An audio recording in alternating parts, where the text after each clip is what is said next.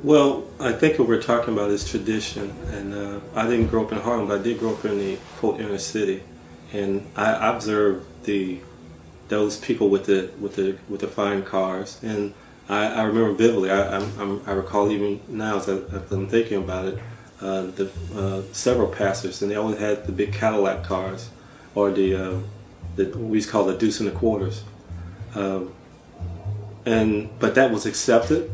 That was expected, not only from the pastor, but the people who put them in that position, because somehow they vicariously got some type of meaning out of that, because they can point to that particular pastor and say, "That's my pastor.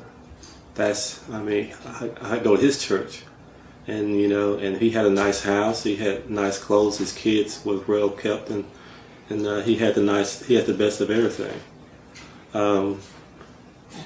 The problem with that, of course, is that many times he had this fine house and these fine clothes and this fine car in the midst of poverty.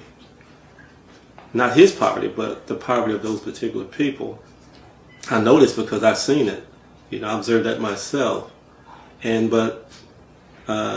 It's a strange thing that happens when people can't make the connection between their despair, or they can't deal with their own despair for themselves. Or get delivered from their own despair, because they feel as if they just make sure that the pastor needs are met and that he is looking good, then somehow that's Christianity. That's what it's all about.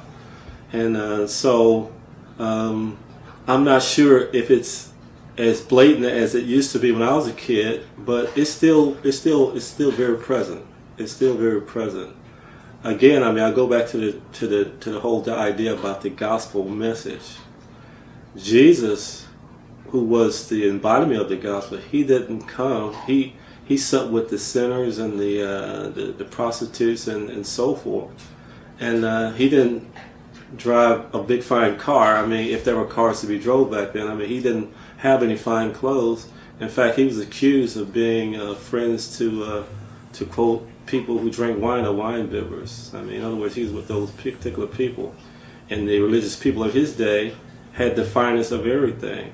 And so we could look at that and come to and recognize that this is an ongoing problem.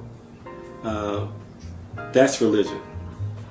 That's religion, and we need to make that distinction between what religion is, a man-made religion is, and what Christ preached.